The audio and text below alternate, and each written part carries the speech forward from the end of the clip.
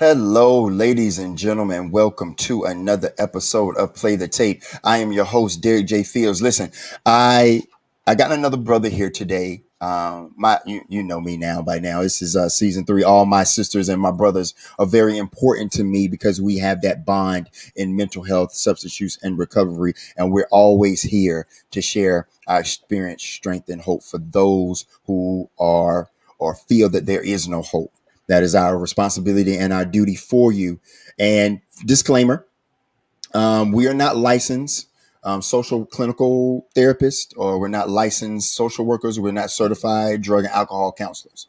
Even though I do and I have and will have them on the show to share their perspective on that level.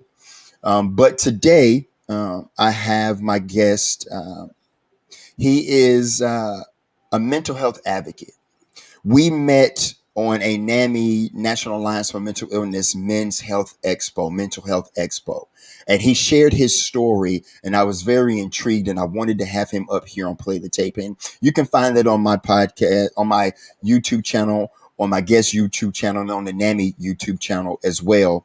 Go check out our stories. They're very powerful and inspiring. And we had some interactive guests. But my guest today, like I said, is a mental health advocate, a fellow warrior in this mental health journey. He's a fellow podcaster. He's the host to The Voice for the Voiceless and the creator of the mental health movement, which we will talk about his role that he plays in that later on in the show. My guest today is Chris M. How you doing, brother? Thank you Good, for man. being here. Good, Derek. Thank you so much for having me on here. It's an honor. Yes, it is an honor and pleasure to have you. And I love you, man.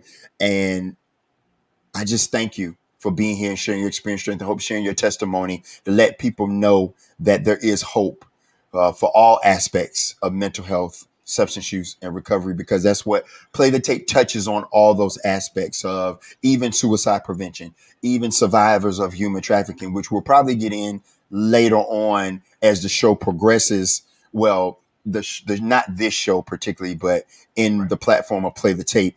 Um, Listen, you can start your testimony wherever you want, my brother. The floor is yours.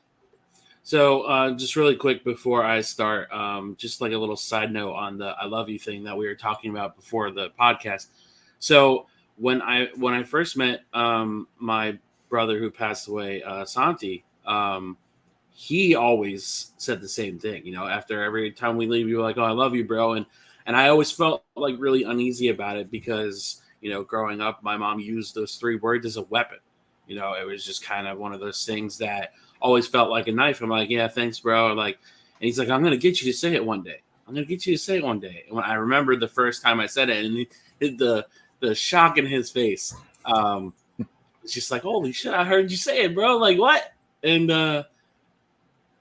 I say it to all my friends now, man. Like, whenever you say it, it doesn't feel like off base. It doesn't feel uncomfortable. It's just like you really do need to tell the people you care about that you love them, because if his passing taught me anything, it's we all have an expiration date and we don't know when it is. Absolutely, absolutely. And I learned how to be comfortable with it too. Um, Growing up, uh, it was show, but really not said so much. And it is an action word. It is a verb, but you could tell when someone means it. You can tell when they'd be like, "Hey, I love you." You could feel it. You know what I mean? You could tell if it's genuine or not as you grow into it and as you accept it for yourself. So I appreciate your brother, for passing on that lesson for you and that hope for you and that word of love and giving that gift to you before he passed on. I think that's excellent. And my condolences for your brother, and my prayers and my thoughts go out. It's not easy to lose people that we love. So absolutely, but I'm glad he gave you that gift. Yeah. Yeah, I appreciate the condolences, man. I think to really start the story properly, would probably go back to when my parents got divorced.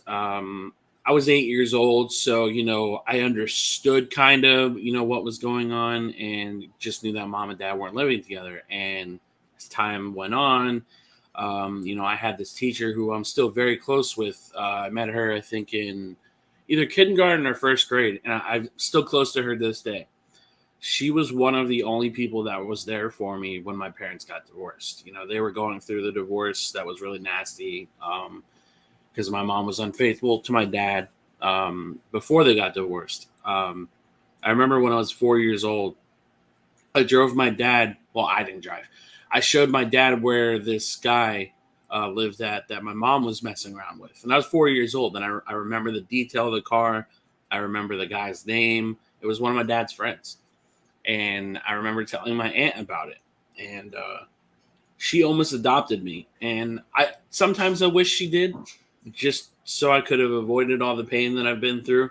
But I think with that have been done, I don't think I would have the people that I have in my life right now and be able to share the message that I do now. So it's kind of like a double edged sword. It's like, do I want to avoid the pain? Do I not?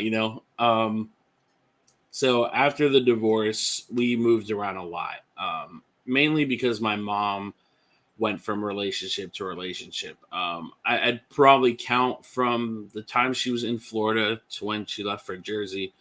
We probably moved about 25 times, maybe. That sounds about right. I went to two different middle schools in 1 year, and I went to three different high schools in 1 year because of us moving so much. I really started struggling with just like life in general around like ninth grade. Had my first relationship, if you even call it that, because when you're 14, it's really hard to call something a relationship. You know what I mean? Right. Yeah. Um, but we dated for like 3 months. Always went out with her parents and her for dinner and bowling and stuff. So when that whole thing ended, I think that's when anger started manifesting itself within my being, because I didn't know how to handle being broken up with. Again, 14 years old. It's a breakup, and in that being that young just kind of doesn't really seem to be that big of a deal. But I found out she was seeing this other guy right before she broke up with me, and that's when things kind of took that little spiral for me. I saw them walking down the hall together, and I broke my knuckle on a lock on a locker. And When that happened at 14, because at 14, yeah, it's it's a what a 14 relationship is, if we understand relationships. But was there any thought of, man, I know this feeling before, I've seen this movie before? yep, I always say that my mom was the first woman to break my heart because she used so much of my pain against me, and always love bombed me. And I didn't know of that word until maybe a couple years ago when it started making sense. But when I look back at it now, it's just like, wow, she said I love you, she said I cared, but I don't think she ever really meant it. I think it was just kind of one of those blanket terms for her just to kind of keep me under her thumb kind of thing. Mm-hmm. So after that relationship ended, I got into self harm really bad. And I think it's because of still just things at home not being very stable. My mom just going through multiple relationships, and then my parents always fighting. And I just started becoming really numb to like everything. And I started self harming a lot.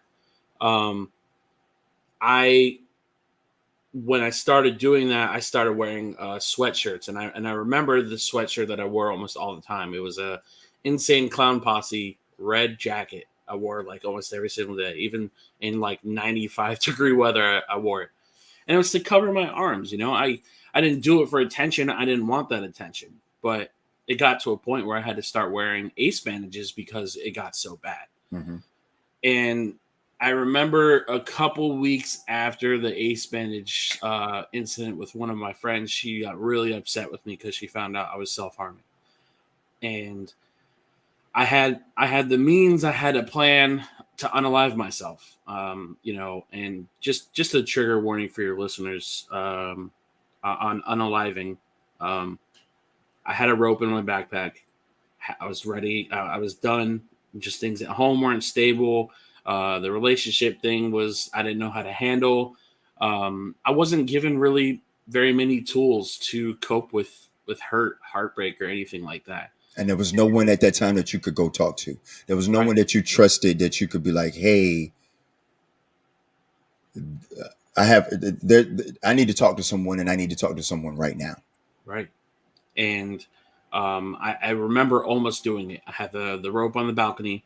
I was getting ready to jump, and I guess somebody caught wind of it before I even did anything to really hurt myself. Because the resource officer tackled me to the ground, and called my mom. And my mom not sent me away, but she took me to this institution where they had like counselors and stuff to talk about that stuff. The counselor that they paired me with specialized in gambling addiction. So 2 weeks of outpatient therapy um, was pretty much useless. Being 31 years old now, being 14 then, I cannot honestly tell you any piece of information or advice that Right, she ever gave that right. stood out to me. And again, this is well over 10 years ago. So, those mental health resources and just having that conversation about suicide, it's just like, oh, you have depression, or oh, you almost unalived yourself. Well, I'm here for this and I don't know how to deal with this. So it's just kind of like mental health still being taboo back then. And, after that whole thing happened, after the second week of outpatient therapy and it wasn't working, my mom, I say gave me away, but she sent me to a family friend's house for like 3 months. And I'll never forget what she said when she did. She said, I can't put up with you anymore. And she sent me away for 3 months. I didn't see her. I didn't hear from her, nothing. My dad didn't even know about this. Where was he at the time this was all So going on? he was around, but my mom did a good job at making me afraid of my father for no reason. Because when I look at him now and we have conversations about things that happened, he genuinely didn't know about my unalive attempts. Um, he didn't know about a lot of the things that were going on at home because my mom just never cared to communicate any of that stuff with him. It was just more, she was always trying to find ways for me to be afraid of him. And Hmm. I never told him anything. I never opened up to him about anything because when I opened up to my mom, she would use that stuff against me. So she was trying to keep you dependent on her to the Right. best of her ability. I get you. Okay. Yeah. And then when I came back to the house finally, we got into a really nasty argument. And I didn't run away, but I like left the house for a couple hours and I was walking down the road and she called the cops on me. Um, the cops said either I could take you to a halfway house or I could take you back home. And I went back home. As soon as the officer pulled out of the driveway, my mom threw me up against the door, my back hitting the doorknob. And I dropped to the ground. She kept kicking me. Um, so after that happened, and I remember the shirt I was wearing. It was a white shirt with blue flames on it, and it was covered in blood. She's like, "Change your shirt. We have guests coming."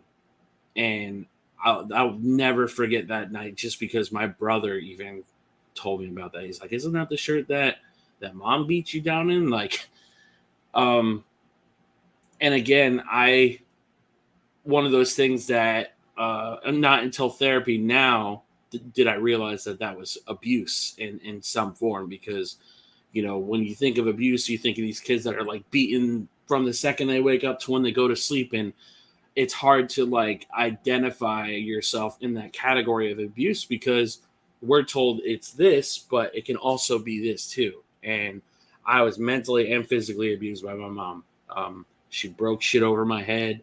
Those wooden posts off of bunk beds. Yes. She broke one of those over my head. Um, and it was just it was nonstop with her. It was always she wanted to be in control. She made my dad to be to be the villain because for whatever reason she couldn't let a divorce go, and this is like 10 years in or something like that by now. And so fast forward into like adulthood. Um, Again, it was just kind of one of those things where I knew I needed therapy, and I always just kind of pushed it away because my mom was like, "All right, you need to go to therapy. You need to go to therapy." anything that she has ever said in her quote unquote advice has always just kind of been like, I don't trust you, and I don't want to do something because of you telling me to do it. But do you think that was her conscious speaking, or her guilt speaking, or that, hey, listen, I know I did some things to traumatize you as a child, and I know I wasn't there to help as I should because I was dealing with my trauma, and I've learned in my therapy and in my treatment that our parents have trauma too. And it just comes down from generation to generation to generation if it doesn't get addressed, because what was mental health? What Right. was going to a therapist or a psychiatrist? You're crazy. You're cuckoo. Mm-hmm. I know these are sensitive words for my listeners, but these are the things that it was 10, 15, 20 years ago. You just didn't do these things. So maybe you think that was her way of like, hey, go to therapy. Maybe not.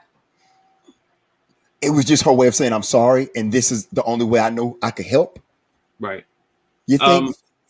I think my dad had told me, I think it was like a year ago we had this conversation. He told me that she wanted to go to marriage counseling with him Mm-hmm. before they got a divorce and everything.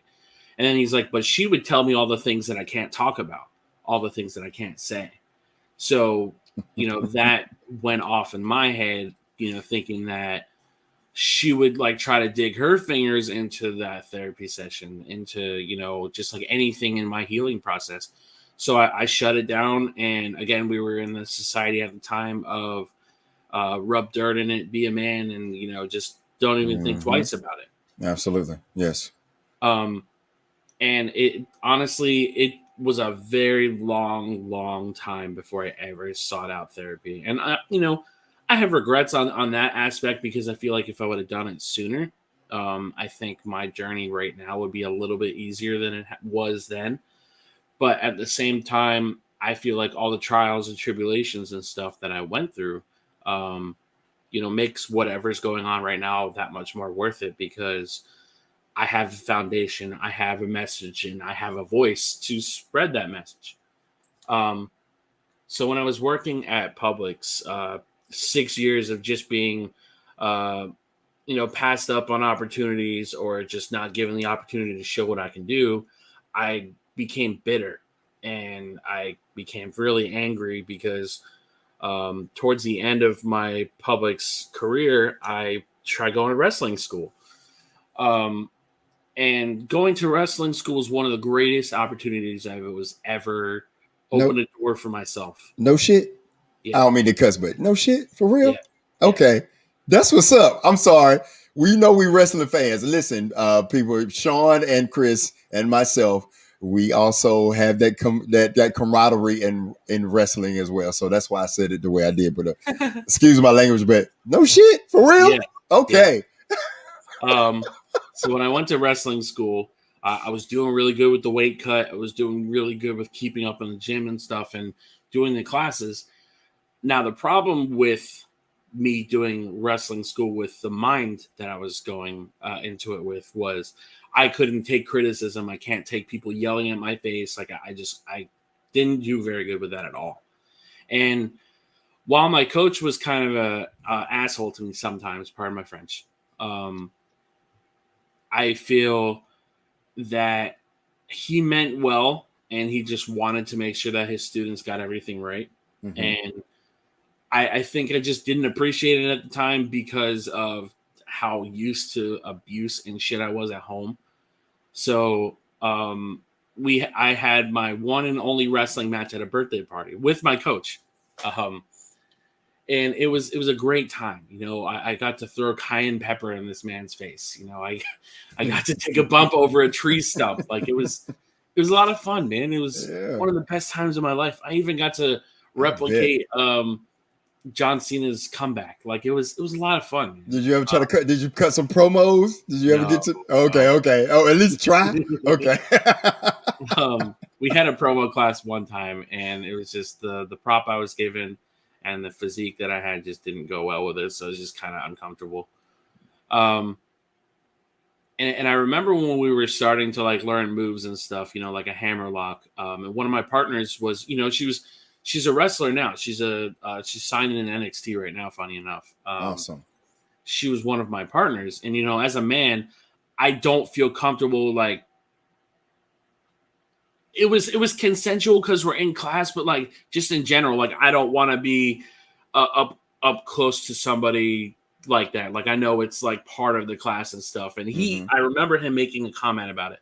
He's like, I could tell you're like afraid to like do this because she's a girl and stuff. And he like put her in a hammer lock and it was like chest to back. And I don't feel comfortable doing that, man. I don't. Um, and again, I think it was just more my mindset at the time was just kind of like I don't want somebody else to feel uncomfortable, even though it's a consensual thing and we're all here for the same reason. Um, so fast forward a little bit into that class, I tore my shoulder. Um, One of the most heartbreaking freaking times of my life because I remember going into work and I couldn't lift my arm at all. And I was working in the bakery at the time. And I remember having a mixing shift to do the dough and stuff for the day, and those are like 40-pound bags. So I had to try and lift them with one arm and make sure that everything was right and stuff. And I told my manager, I'm like, I can't do this. Like, I cannot lift my arm. Like, I'm gonna hurt myself again. She's like, oh well, so and so is gonna help you, and they never did. And I was in pain the whole day. And I think that's the day that I decided to take off medical leave to heal my shoulder because it was like 6 weeks after surgery. And I went to New Jersey for those 6 weeks so my mom could take care of me. My mom did a good job of putting on a show for me and, basically gassing me up saying, oh, how great it is to be in New Jersey. And if you come here, you can save all this money and you can get back on your feet and blah, blah, blah. How old were you at that time when that transition happened? I was 25, 26. Yeah, 25, 26, somewhere How around there. how were your relationship with your mom at that time when when you had to make that choice to go back home or go stay with her? So looking back at it now, I mean, that relationship was still the same. But like I said, her doing a good job at putting on a show and how much better life is up in New Jersey. Mm-hmm. So when I went up there, things were okay for a little while. At one point, I was working like 3 jobs, just trying to, put my name out there, build my foundation and stuff. No therapy at this point just yet. Still no therapy, right? Okay. So I ended up leaving one job, which was FedEx, because I had a 40-pound Cisco box drop and hit me in the back of the head, and I had a mild concussion afterwards. When I said something to that manager, he's like, "Oh, just have your wife or have your mom massage it." Like I was so pissed when he said it, and still to this day, I kind of wish I could understand why I was so mad, and I think it's just because of the way it came across was so insulting. Mm-hmm. That I went to the emergency room after my other job because I went from that job right to another one, and I couldn't see straight. I felt horrible, and I was like, "Dude, I think I need to go to the emergency room." So I went to the emergency room and I had a mild concussion. He's like, you got to stay in bed for like 3 days. You have a mild concussion and you can't be too careful with concussions. So I wrote out a letter to FedEx, basically about the incident with that manager and getting a concussion and everything. And they tried calling me after that because when my mom dropped off the letter, they tried apologizing, and I was just like, no, like I'm not going to be disrespected. Like that's not okay. Like maybe where you guys come from, where you're an alpha male somewhere, and you think it's okay to degrade somebody because they got hurt. Like no. So, after I left that job, after I left PetSmart, I just had one job at Thor Labs, which they dealt with like fiber optics and stuff for like the military, for like doctors' offices and stuff. And that job was great. I met a lot of really good people there. A lot of really down to earth people. I love the manager I worked with. They always made sure to, give me something new every single day. You know, it was always a learning process there. Um, and I remember trying to go to college when I was up there because I wanted to be I wanted to be a commentator for a wrestler for wrestling because Okay. that's one of my dream jobs, or it Right. was. And I had a wrestling podcast at the time. Like I was trying to build my brand. Um, so I remember having a conversation with my mom. I'm like, hey, like, can I put like 100 aside from like every paycheck to like try and do this college thing? And I'll never forget the words that she said to me. She's like, we can't afford to lose money from you right now. So yeah, we can't have you not give us that extra $100. Um, so after that happened, I went to one class and I never went back because I was just like, I can't afford this without like having money put aside. Um, so a little bit after that, you know, things were going okay at work for a little while. And I remember me and my mom got into this really bad argument. And I don't remember what started it, but basically, this is how it went. I was downstairs playing whatever game I was playing at the time, and 3 straight hours, Derek, and I'm not exaggerating on the time, Mm-hmm. 3 straight hours of her yelling, berating me, insulting me, and I didn't say one word the entire freaking time. Um, it was horrible. And I remember every single word she said. I remember how she said it. And it's not one of those things that like I hold on to like a grudge with her. It's one of those things where it's just like when she says something quote unquote nice, I think of that. It's like, well, you said all these things at one time. And those are really hurtful things, you know. And after that, I was in a really bad place in my head. And I tried to unalive myself again. Um, had the means again. I was gonna 100% do it. And I, for some stupid reason, and I think this is because I was again an unhealed, uh, untapped mind of just trauma, not being um, held on to by anybody to help me get through it. Yeah. It wasn't released. You didn't have a place to release it healthy and talk about it to unpack it. It was Right, just pushed down and just condensed inside. right. Um, and I was working an overnight job at that time, and I stayed up for 3 straight days. I didn't sleep, not 5 minutes, not 2 minutes. I didn't sleep at all. And my plan was my job was over an hour away. I wasn't going to sleep. I was going to make sure I was way too tired to drive. And I wrote a note on Facebook. It was a suicide note. As soon as I wrote it, I read it over again. I'm like, I don't want this kind of attention, man. I just don't. And I deleted it. But right after I deleted it, I got 2 messages. One message was from my now tattoo artist, Rochelle, and Santi, who I've known since high school, but we were never that close. We always knew of each other. We always acknowledged each other whenever we came across each other's Facebook. And he Was that called me. that first interaction y'all had to build that brotherhood? Yeah. Mm-hmm. Okay. And he's like, I just want you to know I saw your Facebook post, and I want you to know that you're seen and I'm here for you, whatever you need. And we started talking about what was going on. And, he basically talked me off that cliff. Um, How did that make you feel to know two people that you didn't know that well? Hey, we see you, we hear you, we're here for you. How, if you can remember, because that at that point, you had been through so much trauma, so much of a couple of unalive attempts for two people that you barely knew to reach out to you. Man, what did that do at that moment? What did that do for Chris? so I can tell you right now, just as you were saying that, I have goosebumps. Um, just thinking about that because it was two people I didn't know pretty much at all. Um, just having somebody say that they actually care and not have a motive behind those words. My mom would say, that she cares and she loves me, but there would always be intention behind all her words, and none of them were ever sincere. Besides, like, I always felt like everything nasty she's ever said to me, she's always meant. Like, if we ever got into a disagreement, she would call me a piece of shit like my father.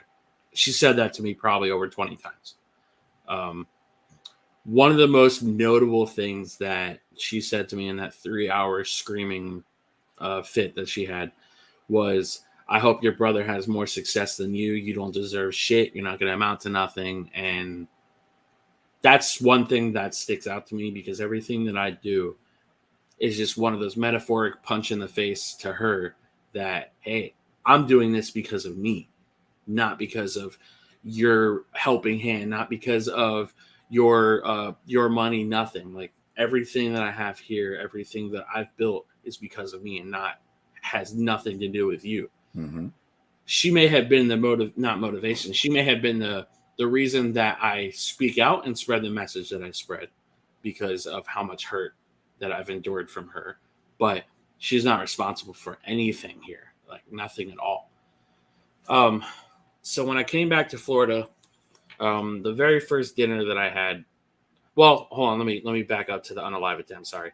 Um, Yeah, they reached out to you, and yeah. they saw you, heard you, and understood. So that was the first time that I actually had somebody reach out to me like that and tell me that they were there for me and reach their hand out for me. So that was the first time that I ever pursued therapy. Um, I went to this therapist for 3 months. The very first two sessions that we had, I couldn't look at her in the face because I was crying like through both sessions. I couldn't look at her in the face, and my eyes were always to the ground, and it was awful. Um, as we progressed to our very last session, where I made the decision to come back to Florida, she's like, I just want you to know that the amount of progress you've made in this short amount of time is incredible. Like, you went from not being able to look me in the face to I shaved my whole face and shaved my head at the time, and you could see my whole face. And Mm-hmm. she's like, I inspired her because most people, and I think you can attest to this too, most people, when they're trying to seek that healing journey at first, don't want to put in the work. It's not most, some people, when they start their healing journey, they just want something to happen overnight and want that instant gratification of, well, I'm going to therapy. Why isn't it working? And it's only been like 2 sessions. Um, and after that last session, and when I told her the news that I wanted to go back to Florida to get away from my mom, and I genuinely believe that if I would have stayed in Jersey, I would have gone through with unaliving myself. And just for the simple fact that the whole situation with my mom was so toxic. It was so bad. Like, every single day we would fight. Her relationship with the guy she was with at the time was starting to fail because she was starting to show her true colors like she always does in her relationships. And when I came back to Florida, I had a dinner with my grandparents, which were my mom's parents. And first thing my grandfather says, and I don't know what drove him to say this, and it kind of pissed me off at the time when he said it. He's like, I didn't know what to expect when you were coming back. It was just kind of like, are you running away from your problems up there? Or like, I didn't know what version of Christopher I was going to see. Mm. Uh, so I started working in this AC job. Didn't really pay anything. And then I What finally found, Where you at this time when you started working your AC job? so I moved back with my dad. I moved with my dad. And that relationship was very damaged because of my mom. Mm-hmm. And we always butt heads because he's very emotionally numb to like everything, so it made everything a lot worse between us, because anytime I would try to express how I was feeling about something, it would always be shut down with oh, well, I did this and this, so why can't you do it? And just Yeah. kind of one of those man up, rub dirt in it mentalities is what he is. Right. And then I finally found this tech data job that I'm at right now, which is IT security. And I finally found therapy for myself when I finally got health insurance there. And this is the therapist before the one I have now. I had 2 sessions with her. Both sessions, she wrote nothing down. No words of like comfort, no words of like anything. Um, the first session, she gave me like a pamphlet of like like a healthy diet because obviously gut health and mental health kind of go hand in hand with each other. And I know Mm-hmm. she meant well with it, but it was just kind of one of those very insincere therapists. The second session we had was she started off with like, "Would you take medicine for your mental health?" And I said, "I really don't want to take medicine. Like I don't feel like I need it. Like I'm not that bad to where I think I need medicine just to get by." And her response immediately was just kind of, "Well, would you take it for a high blood pressure?" And I said, "Well, I mean, I guess because it's for my health, it's for high blood pressure." And then she kind of gave me like that side eyed look. I'm like, "Oh, well, you said it's for your health. Why wouldn't you take mental health pills and stuff like that?" So, had my first anxiety attack when I started talking about things that were going on, and in the middle of me like venting what I was going through, she cut me off like mid sentence, mid tears and everything, saying that's all the time we have right now. Mm, And mm. she sent me a text message after that and said that she's booked up for the next couple weeks, and she's like, "You need to find another therapist." Real quick, Yeah, I say, uh, you like, Derek, why are you saying like that? Well, I get that from my mama. She's anytime something goes on, she'd be like, I'm just disgusted with that. What I'm hearing, she'd go, mm. So because that's and a lot of listeners and viewers, I'm pretty sure, including myself, can relate to what Chris is saying. I've dealt with that where there's no care, there's no humanity. You're just a number, or you're just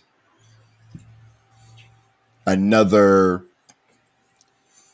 time frame on my agenda or my to-do list that I got to get to, and I may or may not be able to get to it. Understanding that, not understanding the importance of you are a human being, we all are human beings, and understanding that if that was them or a family member, how pissed off she would have been. Wait a minute, you're going to treat my son, my daughter, my mother, my father, my family member like this? How dare you?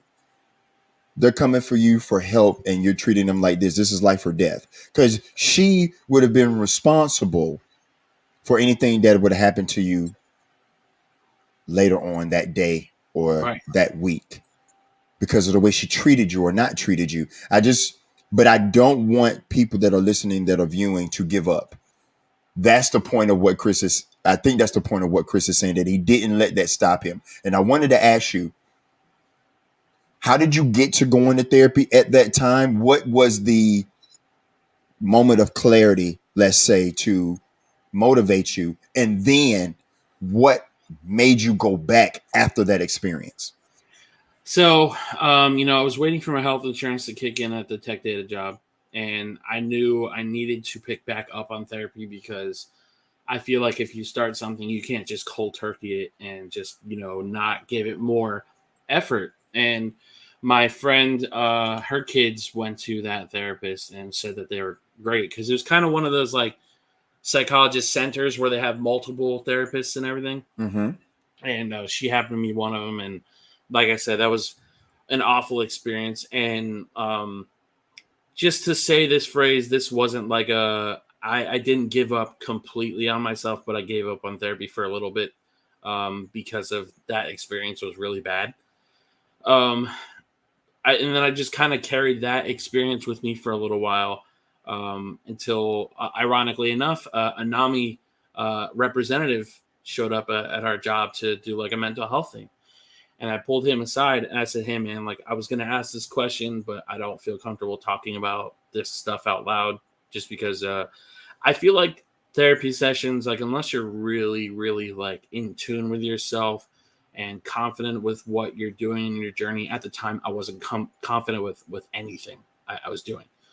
And I said I didn't want to talk about therapy with a bunch of people I don't know. And I told him, I said, how do you even go about looking for another therapist? And I told him how bad of an experience I had with this last one. And, he's like, you got to ask questions with every therapist that you go to, if it's more than one, and see what they cover, see how they can help you. Do they offer medicine? And, you just, when you ask questions to these therapists, you can kind of get an idea of if this person's right for you. And he's like, sometimes it takes more than one session to figure out whether or not that therapist is right for you. So after that, I took into account of what he said, and greatly appreciate the guy. And I wish I can remember his name, because he forever gave me that motivation to look for another therapist. I was looking through, I went on Psychology Today is how I discovered my therapist, and came across the first person that I saw on there who looked genuine, and her name was Jess, the therapist I have now. And the day I was supposed to start therapy, a very close friend of mine passed away, like the day before. Mm-hmm. And when I had my first session, I'm like, I can't even begin to tell you like how much I needed this therapy session, because I just had a friend pass away. And she only offered virtual therapy, and still does. And it's very different for me because I'm more of a face-to-face person. Yeah, me too. Me too. But with the pandemic, we kind of had to get used to that virtual stuff. Mm-hmm. And fast forward into like 2020, I had a very close friend of mine pass away during the pandemic, and this was a time that we couldn't see the being of the person during COVID after they passed away, because couldn't attend funerals with a physical being there. And my friend Santi was, ironically enough, there for me when she passed away, helping me grieve with her, ultimately preparing for his passing the year after. And It's okay. when he passed away, I was in shock for like 20 minutes. I didn't know how to react because it didn't feel real. And my friend called me. It was like 12 at midnight. And he's just like, Santi just passed away. I'm like, what are you talking about? Like, it's midnight. I'm like, half asleep. Don't know what the hell's going on. I'm like, no, he didn't. Like, he didn't pass away. He's like, yeah, he did. Him and Keisha got into a car accident. And after we hung up the phone, I just remember sitting on my couch for like 5 minutes, just not knowing how to react. And I called my brother. I said, I really need somebody here right now. I was in probably like the worst possible mindset I could have possibly been in. And I guess he was being cautious during COVID because his girl caught COVID and he didn't want to get too close to me and give it to me or whatever. So I couldn't hug him. I couldn't, we couldn't embrace each other, and I just couldn't let any of my emotions out to him. And one of our mutual friends, who's really close to all of our group, Sage, came by. Like, he didn't call, message, or nothing. He just stopped by with his friend, and he's like, I really just wanted to come and check on you because he knew what Santi meant to me. I've never ran into anybody's arms, never mind a grown-ass man who's twice the size of me. And I remember just completely falling apart when I saw Sage. And I just remember, this is not real. This isn't real. And I've never cried that hard in my life. Everything that I do, between the podcast, between the group, has been for both of them, has been for Amy, has been for Santi. And they were, ironically enough, she was one of the first members in the mental health group on Facebook. He was one of the biggest supporters of the group and, pushing to do a podcast. And I started doing the podcast after he passed away. And I think that was a way of me healing from his passing, because it was probably the biggest loss I've ever suffered in my life was Santi, because he quite literally saved my life. He reached his hand out to me when nobody else could give a shit less if I was on the gutter. It's Hmm. he was that guy. He was that brother to me, that that light, that breathed air into my life. He helped me so damn much, man. And I remember for a long time, I just wish I could have traded my life for his, because he has kids. He had a fiance that just got engaged right before he passed away, and I just sometimes it's really hard for me to process that he's gone, because all the good things that have been going on in my life, like doing this podcast, meeting the people I've met, like yourself, and in a lot of senses, you remind me a lot of him, because you're a very wholesome being, and you spread that love out to everybody, and I genuinely do appreciate you, man. I really truly do. Thank you. I appreciate you too, brother. And that's what we do. That's our purpose. That is our calling, is to spread that message of love, faith, and hope to people, um, to those who struggle with the trials and tribulations of this world, which are going to happen, the loss and the grief, but also let them know that there's joy, everlasting joy, and there's perfect perseverance. When that perseverance builds character, and that character turns into hope, and that's what we do. That's what we both do. And I thank you for seeing that, and I see it in you as well. And I want to honor that. And I always tell my guests, especially those, I tell all my guests, because all my guests are in service, and I thank you for your service.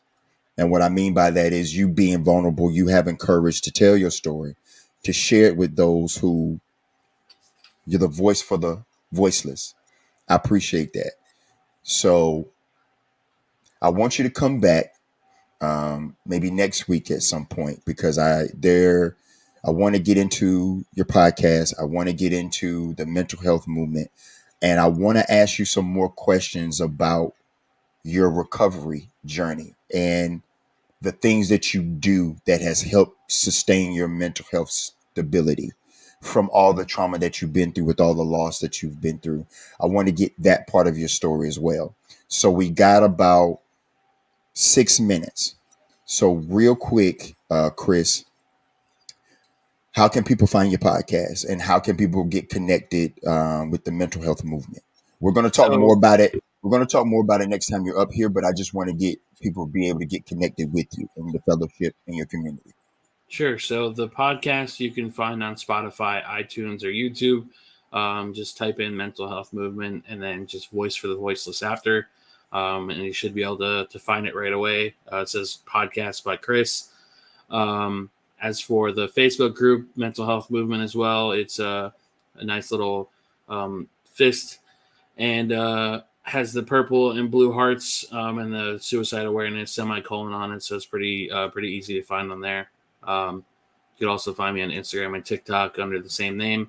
Um, and yeah, man, like I said, I greatly appreciate you having me on here. Absolutely. I'm glad you're up here.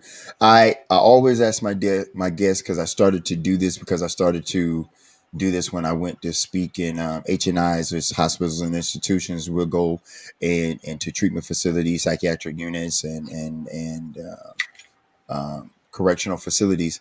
And I always ask my brothers and sisters, I say, listen, a lot of stuff that we talk about is heavy. A lot of things that we share is heavy. Let's end it on an upbeat, on some gratitude. So give me two things that you're grateful for. And the reason that I do this is because when life is lifing, when life happens on life on its own terms, trials and tribulations, ups and downs, ebbs and flows of life, when life gets heavy, let's look at the glass as half full. Let's concentrate more on our blessings, because I know the type of person that I am, and that I am trying to become less of, is a person that I always focus on what I don't have.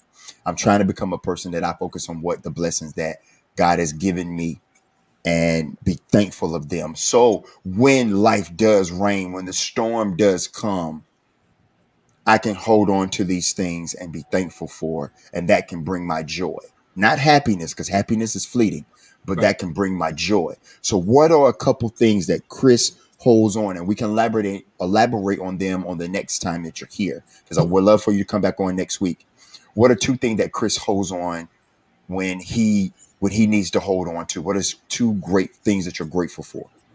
So, number one being just my mental health journey as a whole. I feel like without the therapy and without all the things that I've been able to do with my platform, I truly am grateful for this journey and all the people that I have met on it, because it has given me the ability to be a light for those in the darkness. So super grateful for the mental health journey as a whole. Um, and the second thing, and I know this, I don't know if it might be corny to say or not, but the second thing that I hold really dear to my heart is music. Um, Mm-hmm. Music has gotten me through some of the darkest times in my life. And, being my number one artist of all time, Linkin Park, I have his signature tattooed on me. I have lyrics and their band logo. And Linkin Park has been something that has kept me going pretty much my entire life. Music is my being, and I'm always looking for those subliminal messages in every song that I listen to. Before growing up, it was just more I needed to hear people screaming in my ear, let all that pain out, because that's what I needed to do. Just didn't know how to express it. Now I can go into therapy sessions and be like, I just heard this song and I really want you to hear this line because it really spoke out to me. Mm. And music has given me ways to explain things about myself that I was never able to articulate properly. So music is my absolute number two. I like that. And I appreciate that. I like music as well. My number one uh is just, of course, my higher power, who I choose to call God, Christ. Uh I wouldn't be here without the grace of God. I just wouldn't. I didn't save myself. There was no man or woman that saved me. Um, and God saved me for this purpose right here, and for another calling that I have on my life to be a teacher of the word, and I'm learning how to accept that. It's not easy, um, because I wanted to do what Derek wants to do. That's part of the mental health and obsessive and compulsive addiction disease that I have. That's a part of my brain and this flesh, but that's number one. I'm just grateful. Number two is humor. I love laughter. Like music for you, laughter and comedy is something that saved my life. On top of my higher power. Um, Anytime that I'm down and I'm out, I love laughing. I love laughing. I love watching a good comedy, a good joke, a good sketch, a good skit. What's your Uh, favorite comedy? Oh man. Okay, so it okay, it just depends. I'm cool with rom-coms. I like goofy comedy like Airplane or Naked Yep. Gun. I'm old school now. I'm a Mr. Bean fan. I grew up on Mr. Bean, like on PBS. Like he would come on Mr. Bean and he didn't talk. He would mumble every now and then, but he was a very physical slapstick comedian. I grew up on the I Love Lucy's and the Carol Burnett's and the Bob Hopes, and then um, the Martin Lawrence's, and then Maria Bamford's, and it's Steve Martin's, and the Dave Chappelle's, and the Patrice O'Neill's, and then improv, Second City. You know what I mean? Like, and then of course wrestling, but humor is my thing. I love funny. I used to do comedy. I did comedy for 8 years, and I was on my way. I started touring with one of a well-known comic. Um, well known. And when he would come to Texas, he would want me to open up for him. And my addiction got in the way. But that wasn't what I was supposed to be doing. I was supposed to be doing this. So I love comedy. I love humor. One person came up to me one time and was like, I was having one of the worst days. She was a nurse, one of the worst days I could ever have. And just coming here and listening to your nonsense, uh, just she was like, I just I was like, okay. I love it. I love it. So, but hey, listen, I love you.